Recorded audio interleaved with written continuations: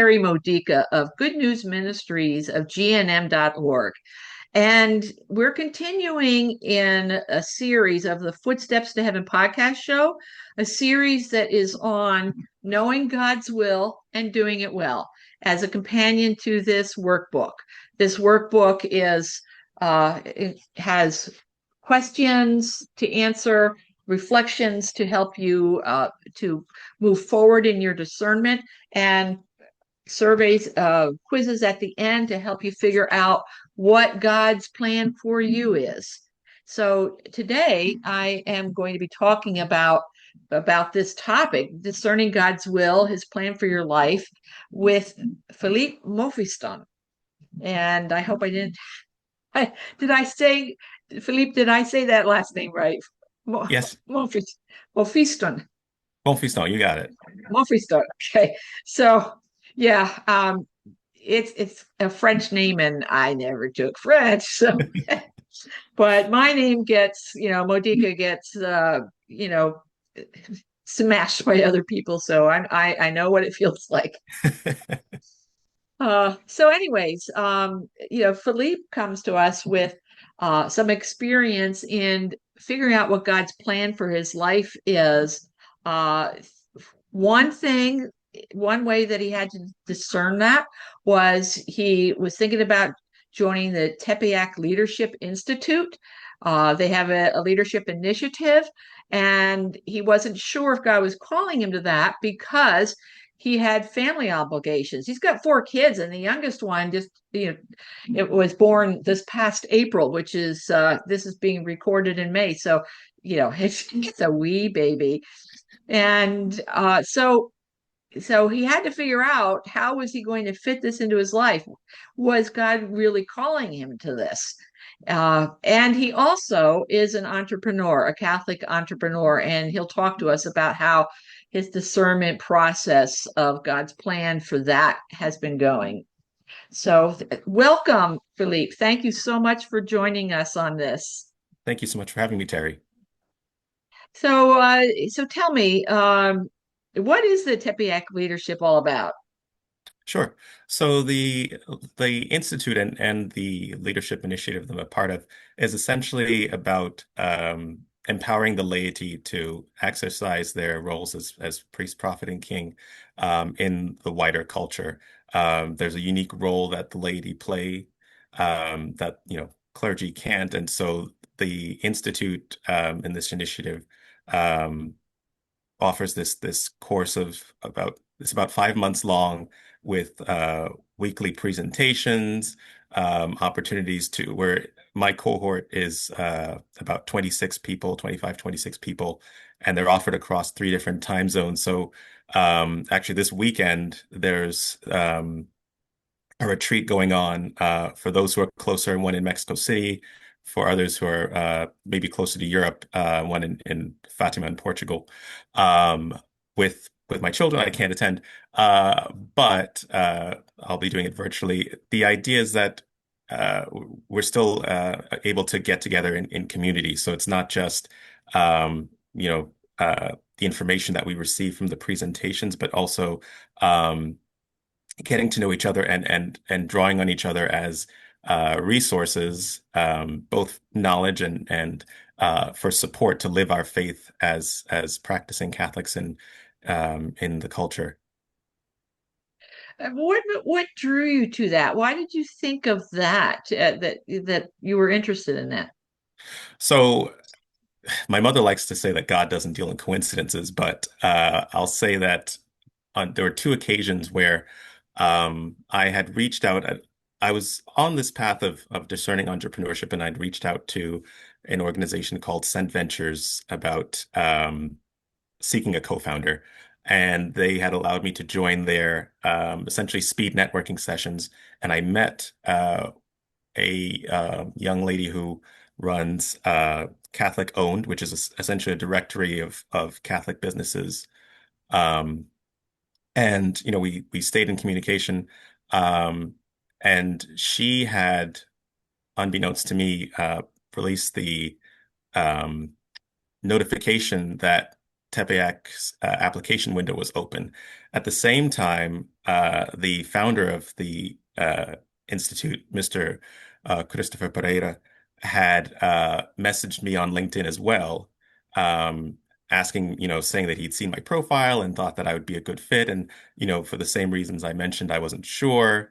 Um, but once I saw the post of the application window open from my friend at Catholic Owned, I thought, this has to be a sign that God is giving me that I should, take this leap of faith. Yeah, yeah, there really are no coincidences. I have found throughout my life again and again when God's calling me to something new, it keeps coming up, and the different ways that God brings it to our attention. It might be from two different people, three to four different people, and none of them know each other. None of them colluded on this, Right, and right. that's definitely a sign.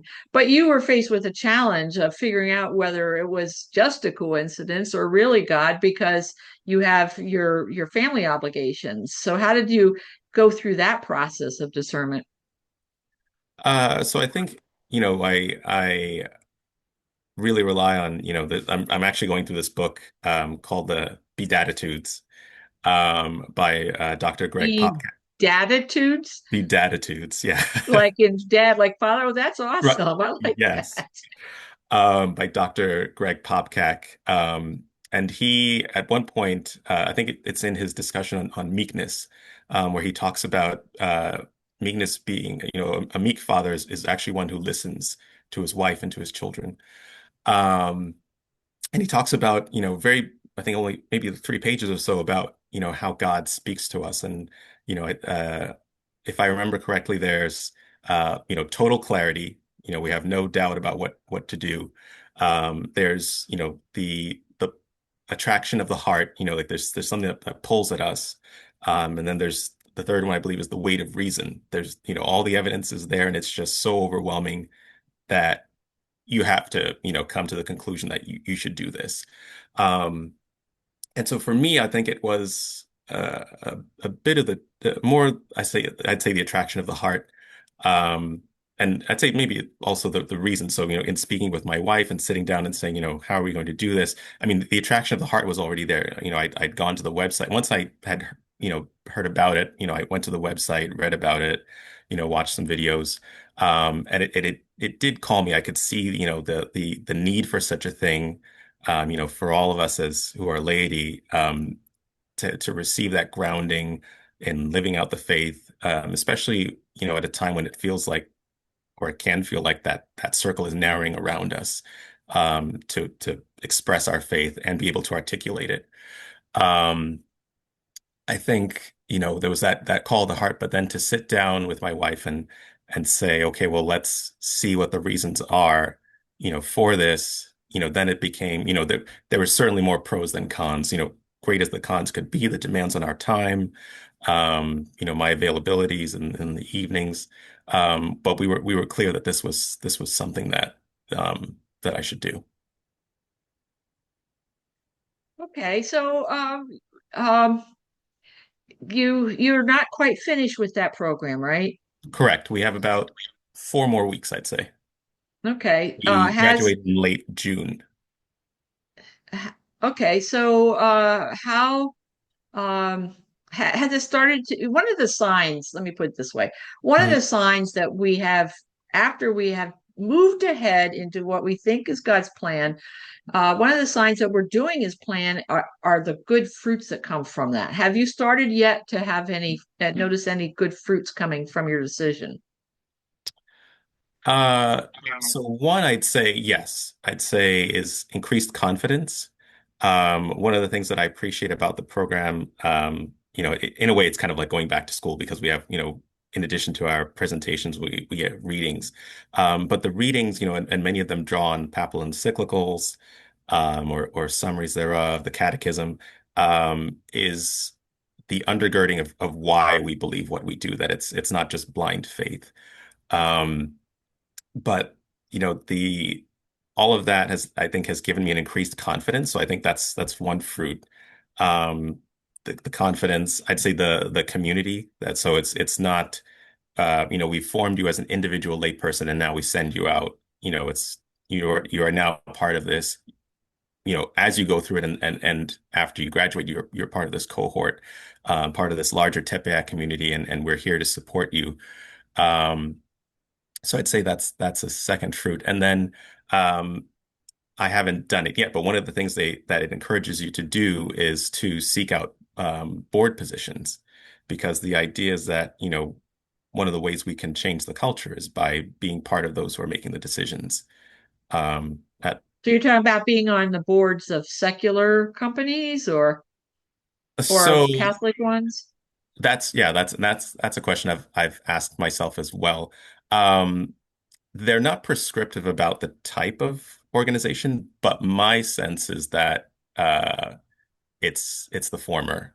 That even if you're on for a term and let's say you're frustrated in your efforts to bring change and to evangelize, that's not a reason to say that you won't try, or that you won't try to be part of the decision making that can turn that organization around. Yeah.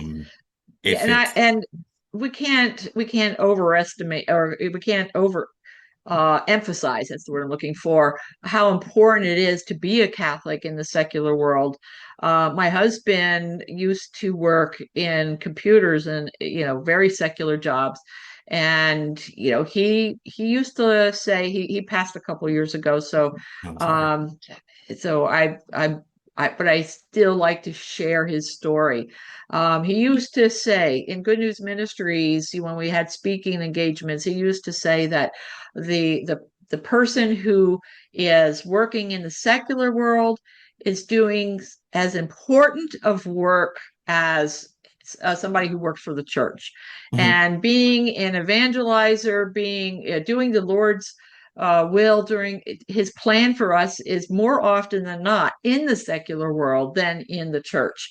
And we need to realize that that is a calling, that right where we are in the secular world, that's where God wants us, unless the discernment process says that God is saying, okay, enough of that, move out, move on to something else. That's part of the question we always have to ask too, and wait for God to answer.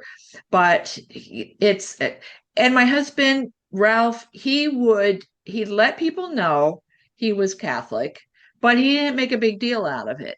And when somebody had a need for prayers, a problem going on in their life, they'd come to him and ask him to pray, even though they were not praying people or church going people. And there was one guy he worked for who said, Ralph, my little daughter is in the hospital, and it's really serious. Would you please pray for her? This is a guy who had no relationship with God per se. And the next day the guy comes back to him and says, Ralph, the very time you prayed for her, she got better. And Mhm. he said, you're spooky, Ralph. So, we just need to be there as an influence in the secular world. That's how we change the culture. Absolutely. And I should say, it's from high to low. So it's not necessarily that we need to be on, you know, executive committees, but, or at least, in large multinational corporations, right? It could be as local as the public library, board of trustees, where you get to decide the type of books that the library carries. And, I going to the library so often with my kids. I mean, I see what's out there now. Um, and that voice is needed. You know, there may be uh religious staff people, librarians, but in terms of I think the decision making, that has to come from maybe a higher body. Um, so, I think it's both, it's very broad in terms of the aspects that Tepeyac is broad both in terms of the aspects that it forms you in, but it's also very deep in terms of where it's sending you to go to be agents for that influence. Wow, that's really great. this episode is really turning into a commercial for Tepeyac Institute. And that's okay because it is an excellent program. It is excellent training.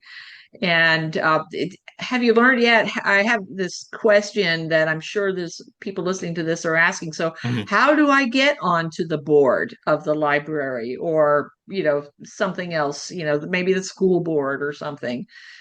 Oddly enough, so it's the timing is funny. So we were required or to provide a leadership statement and include how we're going to do that. The presentation where we're provided with more training is actually next week. So I'll Uh, find, I'll have more information for myself and for everyone else then. But I've done some digging. One of the themes that comes across to me, I mean, it seems it's a bit like a job, position, but also I think more challenging to obtain. And so I think, networking seems to come across for one thing. There's, certainly down the road, you want to be aware of, or even earlier on, of the etiquette. There's a certain way things are done on a board, and so being aware of all of those, procedures and whatnot. But I'd say even just to get near that table, that decision-making table, it's a bit like an application where you have less chance if just doing it cold and hoping that you're putting your name in the hat and that you're picked, versus having Networking. right, some connection to the existing board members or the organization. So, and even then, so as coming back to our topic, I have to discern, what kind of an institution God is calling me to. Is it, in a sense, playing it safe with a Catholic institution? And even there, it's worth mentioning that, um, there are different shades. There's a spectrum where you have organizations where that along which they may call themselves Catholic but aren't, truly practicing. Um, and then, where ideally we want the culture to go with, institutions that do. And so I my sense is that yeah, it's trying to find out like what is that secular organization where I can be that Catholic voice, and ideally, help turn things around. But I'd say, the first step is, A, bring it to God in prayer, and see where He's calling you, and then B, um, try to network your way toward that organization. What's your prayer life like that opens you up to knowing God's will? So I'm a beneficiary of the use of Hallow, and also I love to read. So I've, my night table is, very piled high with books. Um, so I try to draw from different types of prayer. Um, I'm a big fan of Father Tim Gallagher and his work on meditation and contemplative prayer. Um, really enjoy, Lectio Divina and that concept of, putting yourself in the scenes of scripture and not just being a passive reader of the words on the page. Um, and I'd say, even that to last Sunday, I'm sorry, during Mass, one of the hymns that we had was, I believe in our book it's 716, but it's Open My Eyes, Lord. Right. And so, and even as I'm sitting there, like, thinking about the interview today, I thought, there's open my eyes, Lord, open my ears, Lord. And so, whether we pray, with the written word, whether we pray, I pray with, song, um, uh, dedication or devotions like the rosary. Um, I try to fit it into my day, um, in a way that kind of opens me to, and even just, being, I should say, in the vicinity of people who can, um, guide me as well. Like, I'm a member of the men's club at my parish. And so, God uses Yeah, people. Sorry, that's go an ahead. important part of hearing God's plan too, is to be in community, to be hanging around. Um, it's putting yourself into the near occasion of grace. Right. And it's yeah, so because God can speak through all of them. And when we surround ourselves with people who have faith, it rubs off on us, and it really does help. God may speak through them, but God can also speak through the person who doesn't even know God, because Right. He likes to Right. do that too. But before we run out of time, I want to ask you about your, you call yourself a Catholic entrepreneur. What, you know, what do you do as an entrepreneur, or what are you hoping to do? Where does God, figure out God's plan for you in that? Uh, so this is born of trying to figure out how to both provide for my family and use the gifts that God has given me. And in doing so, I've been reflecting on, what were those experiences that I most enjoyed that were most meaningful to me. And among those that I keep coming back to were my study abroad experiences. And so, my idea as a venture would be, to essentially be like a uh, support service or consulting service for Catholic universities, study abroad programs, whether they're seeking to, let's say, increase their impact through staff capacity. We had big changes like COVID that, really, um, laid bare and stripped a lot of departments' abilities to carry out their programming, even as we're coming, back to more or less regular operations. And then also, um, funding has been an issue. Where especially in a climate that depends so often on public funds, um, that kind of affects whether or not universities are able um, to serve these students' needs.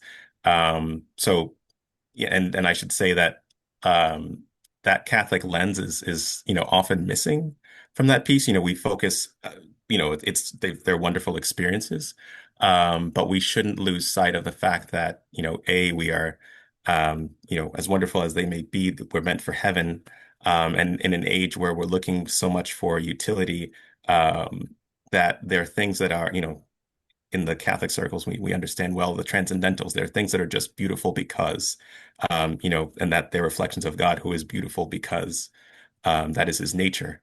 And so we should, don't need to rely on that utility the way we should lead with those transcendentals. So the idea is to serve universities, particularly Catholic ones. I'd say beginning there, and then seeking to evangelize the wider higher ed circle, um, still within study abroad programs, by bringing that Catholic lens to them, to their programming. Have you started this yet, or are you just still in the planning stages? Still in the planning stages, but again, I think, along with discernment, a lot of that is baby steps. So even, today, I was purchasing domains, creating an email account. Months ago, I had signed up for a membership with a group called the Catholic Founders Guild. So, other Catholic business leaders, starting their own businesses and you know, joining that community. Um, but So you're still in discernment for that, and what you're doing for, what I hear you saying that you're doing, to, you want to stay in God's will. He's got a plan for you. You mhm, recognize that. You recognize that this is an area that He's placed in your heart. This is a, yes. big, so that, it's got some energy to it. It's, not just an idea that somebody said, "Hey, you ought to do this," but it's like it's God saying, "Hey, you ought to do this." Right. And Yeah. he's, pushing me out there. My next steps are to begin contacting, uh, managers and directors of study abroad programs at Catholic universities and just asking for, 20 minutes of their time, um, so that I can, better understand their organizations, their programming, what um, the lay of the land and their needs and how we can best serve them. So we've come to the end of our time, unfortunately, but what advice would you give to somebody who feels a pull to being some kind of an entrepreneur? You know, whatever their passion is, and what they want as an entrepreneur, they do want to. They need to earn money from it. And so, what advice would you give them in figuring out God's plan for them? Uh, First, I'd say, pray on it. One of the things that held me back was wondering whether it was God's will or just me wanting God to rubber stamp my plans. And it's a good concern to have, but I feel like in Yes. a lot of ways it paralyzed me because I was so afraid to of the lat that it was the latter that I almost, took no steps at all. Whereas once I started to take, you know, baby steps, even like I continue to do today, um, they kind of reinforce that sense that, it's one thing for a path to be difficult. It's another for it not to be God's will. Hmm.